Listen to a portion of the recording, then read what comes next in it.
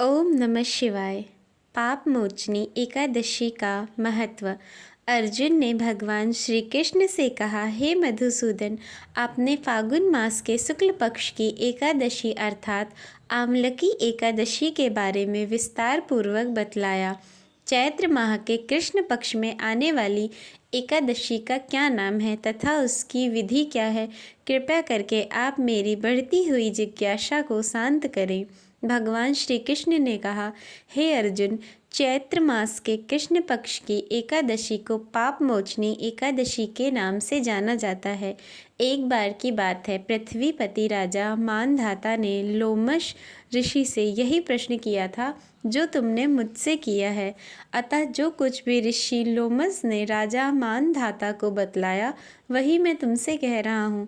राजा मानधाता ने धर्म के गौतम रहस्यों के ज्ञाता महर्षि लोमस से पूछा, हे ऋषि श्रेष्ठ, मनुष्य के पापों का मोचन किस प्रकार संभव है?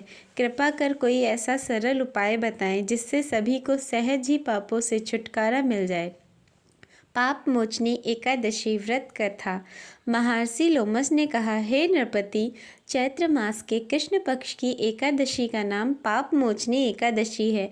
उसके व्रत के प्रभाव से मनुष्यों के अनेक पाप नष्ट हो जाते हैं। मैं तुम्हें इस व्रत की कथा सुनाता हूँ, ध्यानपूर्वक श्रवण करो। प्राचीन समय में चैत्र रथ नामक एक वन था। उसमें अप्सराएं किन्नरों के साथ विहार किया करती थी। वहाँ सदैव वसंत का मौसम रहता था, अर्थात उस जगह सदा नाना प्रकार के पुष्प खिले रहते थे। कभी गंधर्व कन्याएं विहार किया करती थी, कभी देवेंद्र अन्य देवताओं के साथ क्रीड़ा किया करते थे। उसी वन में मैधावी नाम के एक ऋषि भी तपस्या में लीन रहते थे। वह शिव भक्त थे। एक दिन मधुघोषा नामक एक अप्सरा ने उनको मोहित कर उनकी निकटता का लाभ उठाने की चेष्टा की। इसलिए वह कुछ दूरी पर बैठ बीड़ा बजाकर मधुर स्वर गाने में लगी। उसी समय शिव भक्त महर्षि मेधावी को कामदेव भी जीतने का प्रयास करने लगे। कामदेव ने उस सुंदर अप्सरा के भोर का धनुष बनाया, कटाक्ष को उसकी प्रत्यंचा बनाई और उसके नेत्रों को मधुघोषा अप्सरा का सेनापति बनाया। इस तरह कामदेव अपने शत्रु भक्त को जीतने को तैयार हुआ। उस समय महर्षि मेधावी भी युवावस्था में थे और काफ़ी हष्ट पुष्ट थे। उन्होंने यज्ञोपवीत तथा दंड धारण कर रखा था। वे दूसरे कामदेव के सामने प्रतीत हो रहे थे। उस मुनि को देखकर कामदेव के वश में हुई मंजुघोषा ने धीरे धीरे मधुर वाणी से वीणा पर गायन शुरू किया तो महर्षि मेधावी भी मंजुघोषा के मधुर गाने पर तथा उसके सौंदर्य पर मोहित हो गए। वह अप्सरा मेधावी मुनि को कामदेव से पीड़ित जानकर उनसे आलिंगन करने लगी। महर्षि मेधावी उसके सौंदर्य पर मोहित होकर शिव रहस्य को भूल गए और काम के वशीभूति होकर उसके साथ रमण करने लगे। काम के वशीभूति होने के कारण मुनि को उस समय दिन रात का कुछ भी ज्ञान न रहा और काफ़ी समय तक वह रमण करते रहे। तदुपरांत मंजुघोषा उस समय मुनि से बोली, हे ऋषिवर, अब मुझे बहुत समय हो गया है, अतः स्वर्ग जाने की आज्ञा दीजिए।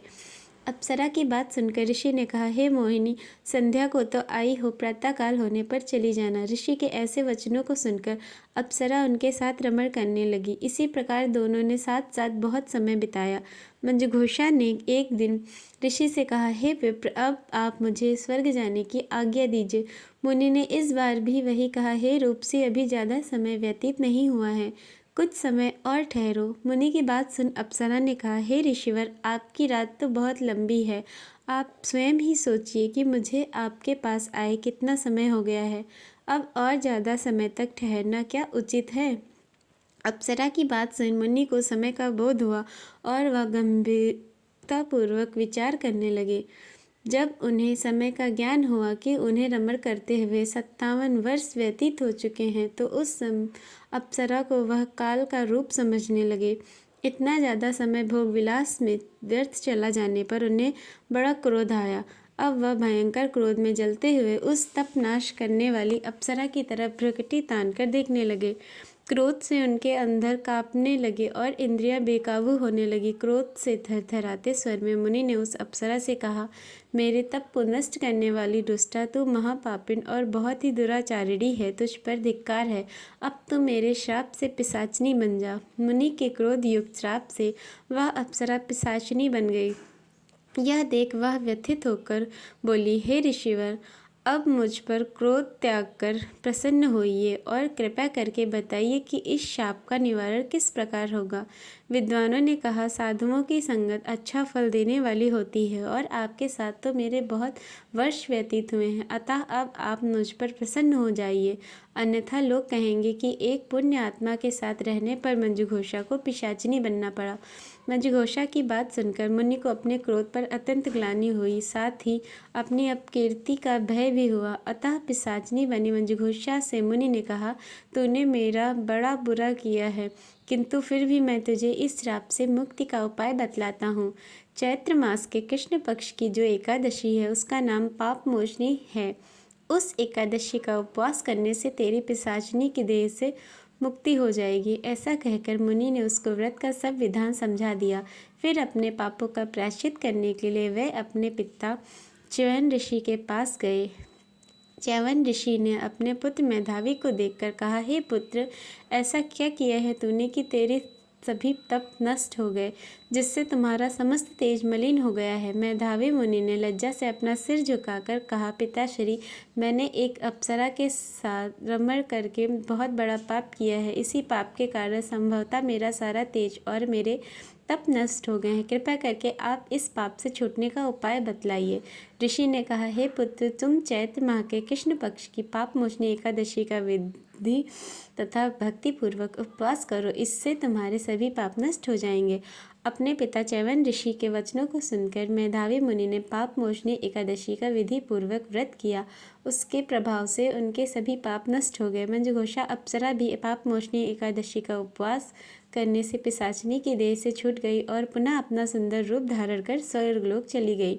लोमश मुनि ने कहा, हे राजन, इस पाप मोचनी एकादशी के प्रभाव से समस्त पाप नष्ट हो जाते हैं। इस एकादशी की कथा के श्रवण व पठन से 1000 गौदान का करने का फल प्राप्त होता है।